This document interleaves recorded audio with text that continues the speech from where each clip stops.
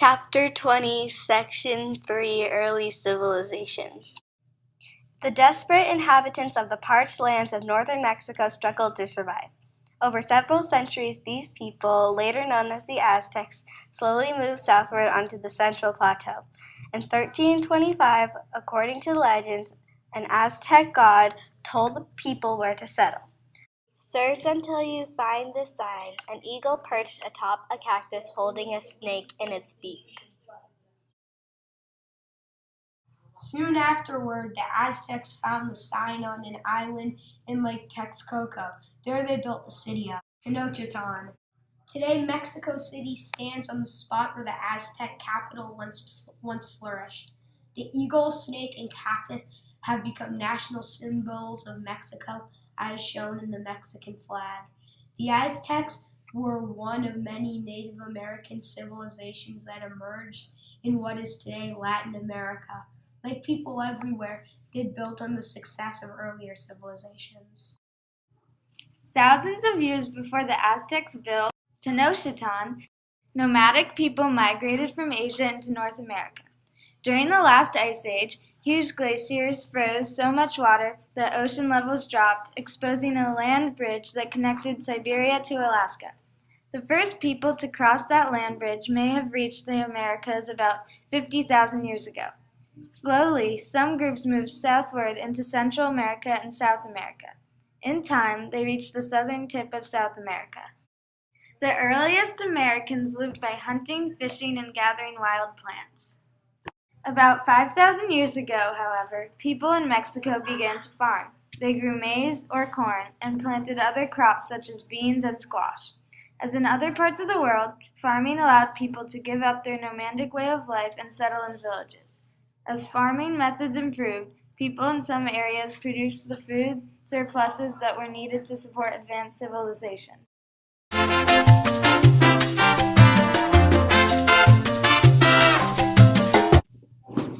Their books were written on large sheets of paper, doubled in folds, which were enclosed entirely between boards which they decorated, and they wrote on both sides in columns following the order of the folds. And they made this paper from the roots of the tree. A Spanish priest wrote that description of the books kept by the ancient Mayas. Writing books in paper were a few of the remarkable achievements of the Mayas. By the time the Spanish reached the Americas, Maya's civilization was more than 2,000 years old. The ancient Mayas lived in the dense lowland rainforests of Central America. Between about 380 and 980, the civilization reached its peak. Prosperous Maya cities ruled the lands from the Yucatan Peninsula to what is today Guatemala. A network of roads linked cities such as Tikal in Guatemala and Penaquil in Mexico. Merchants did a brisk trade carrying goods such as cotton cloth and ordnance gold jewelry from one city to another. They shipped other goods to distant lands in ongoing canoes. Farming. How did these cities thrive in the difficult tropical environment? Scientists have only recently learned how the Mayans developed complex farming methods to produce enough food to support city life. In low-lying areas, Mayan farmers cleared the dense forests and built raised fields for crops. These platforms caught and held rainwater. If too much rain held, farmers opened channels to drain the fields. The system worked so well that farmers produced corn and other crops to feed themselves, plus a surplus to feed the cities. That had as many as 20,000 people. Government and society. Trade, language, and a common culture linked the Mayans, although they had no single unified empire. Instead, each Mayan city-state had its own king, who was the most important military and religious leader. Below him, nobles and priests helped to govern the city. Artisans and merchants were next in the social order. They supplied the ruling class with fine cloth, gold ornaments, and feathered cloaks, and benefited from the trade with other city-states. The largest group of people included peasants and laborers. They grew food and hauled stones to build splendid temples and palaces. At the lowest level of Mayan society were slaves, usually people captured in war or criminals. Religion. Like other ancient peoples, the Mayas believed that gods controlled the powerful forces of nature. Each day, priests performed the rituals they believed would please the gods. Without those ceremonies, the gods might send storms, drought, or other disasters. At the center of Maya cities were huge pyramid temples, built to honor different gods. Some pyramids towered 20 stories above the ground. On the walls of the temples, artists painted brilliantly colored murals. These scenes recorded historical events or told ancient legends. Surrounding the temples were the stone palaces of priests and nobles. Maya cities had a large rectangular stone court that was used for a game called Pakatak. Like modern basketball, the game involving sending a ball through a hoop. Unlike basketball, the ball was about the size of a softball, and the hoop was set vertically 30 feet above the ground. Also, players were not allowed to use their hands to catch or throw the ball. Ordinary people played the game for fun. When nobles played the game, however, it took on religious meaning. Priests then watched the game carefully, believing that the gods sent messages by allowing one side or another to win.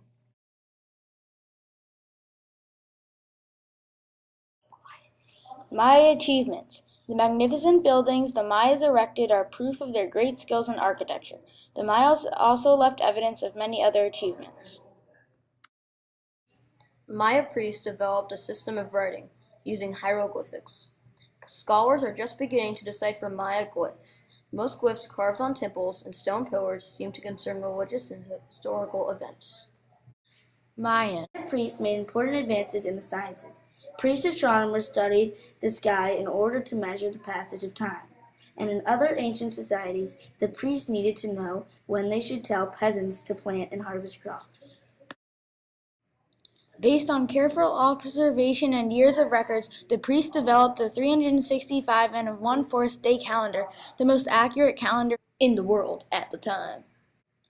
From their study of stars, the priests also developed complex mathematics. They learned to use zero, a breakthrough that allowed them to express numbers of any size. Maya cities began to decline in about 800. Historians do not know why this happened. Disease or war may have weakened Maya society.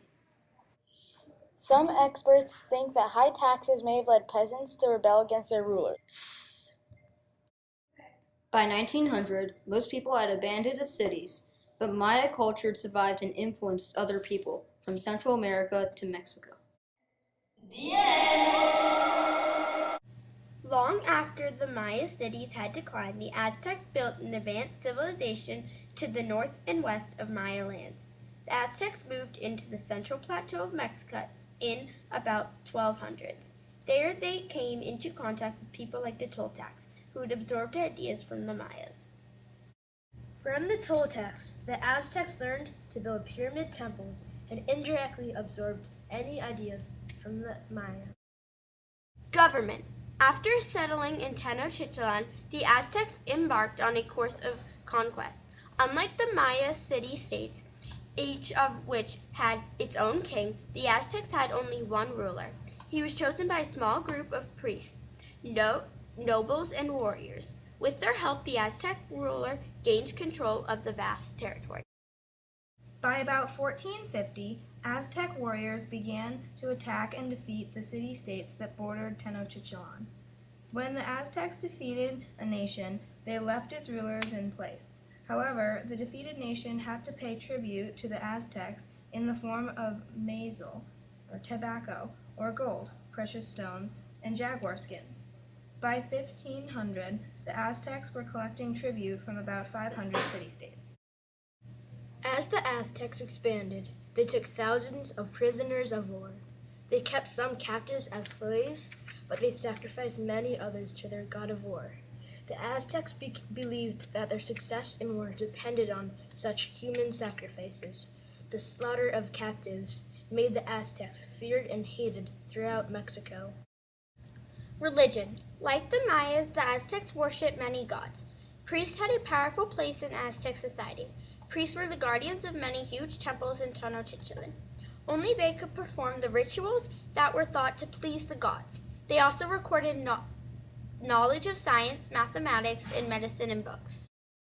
Among the chief Aztec gods was Quetzalcoatl, who they believed had brought maize to the earth. According to legend, Quetzalcoatl has once taken human form and ruled the land. Then disaster struck. His kingdom and this light-skinned, bearded ruler was banished. As he sailed off into the eastern sea, he vowed to return one day. The legend of Quetzalcoatl would have a tragic consequence for the Aztecs, as you will read. Tenochtitlan. At the heart of the Aztec Empire was the bustling city of Tenochtitlan. By 1500, it was the home of 150,000 people, making it the largest city in the world at the time. To provide food, the Aztecs developed ways to farm the swampy land of Lake Texcoco. Farmers filled large reed rafts with earth and anchored them in the lake bay. As these small floating islands, or chanapams, they planted crops. In Tenochtitlan's busy central market, merchants sold goods from all over the empire. A Spanish soldier described the many activities of the market. There is an orderly arrangement of wares so that each kind is sold separately in its proper place. Here, they sell mantles and various kinds of men's dresses, while women's dresses are sold elsewhere. There is a place for the sale of shoes, another for the tanned deer hides. Cotton is sold in yet another place, and grain here and bread there, of various kinds. The Aztecs were among the first people to educate both boys and girls. Aztec children studied civics, history, and religion to prepare for their future. Boys received training in the arts of war. Girls studied homemaking skills and learned herbal medicine. Aztec women had certain rights. A woman could own property and she could remarry if her husband died. Some women became priestesses, weavers, musicians, and midwives. But most of them spent their days at the time-consuming tasks of preparing food and making clothing for their family. One father's advice to his daughter shows what was expected of an Aztec woman. How will you fulfill your womanly duties? Will you not prepare the food, the drink? Will you not spin and weave? Look well, how are the food and drink? How are they made? That they should be good, know how good food and drink are prepared? The Inca Empire. Far to the south of the Aztec Empire lay the powerful Inca civilization. From their capital at Cuzco, the Incas built a vast empire in the fertile valleys of the Andes. Like the Aztecs, the Incas acquired skills and learning from earlier peoples in the area. By the late 1400s, the Inca Empire stretched 2,500 miles across what is today Peru, Ecuador, Bolivia, and Chile. The Incas were able to feed a population of 9 million people, in part because they developed skilled farming methods.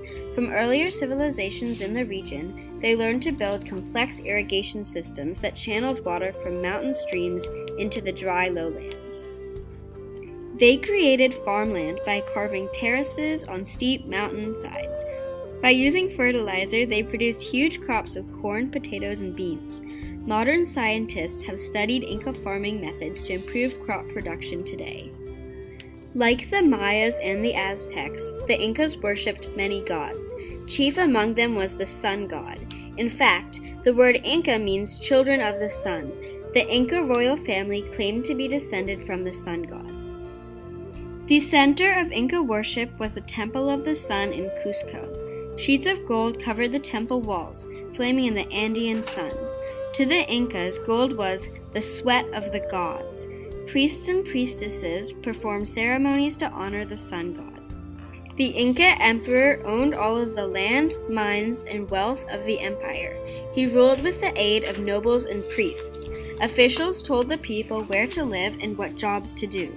They assigned plots of lands to peasants to farm and collected taxes on peasants' crops.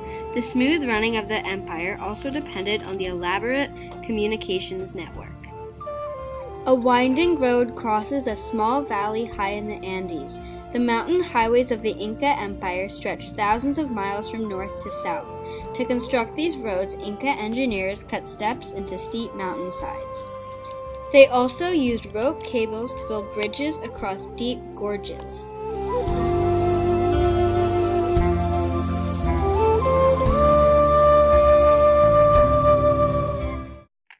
Both the Inca and Aztec empires reached the peak of their power in about 1500. By then, Columbus had claimed the islands of the Caribbean and nearby mainland for Spain.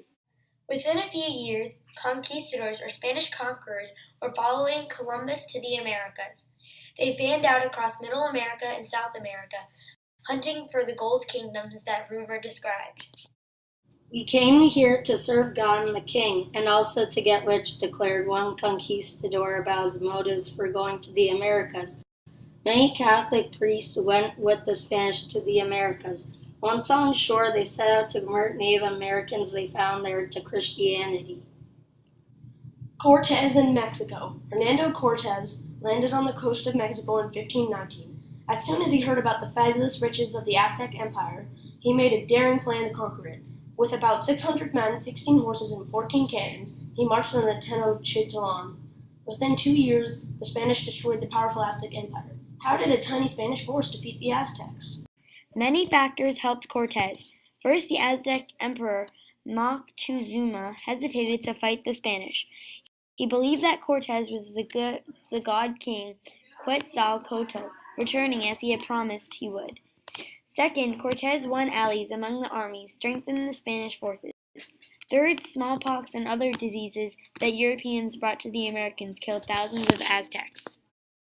In addition, the Spanish rode horses, animals the Aztec had never seen before.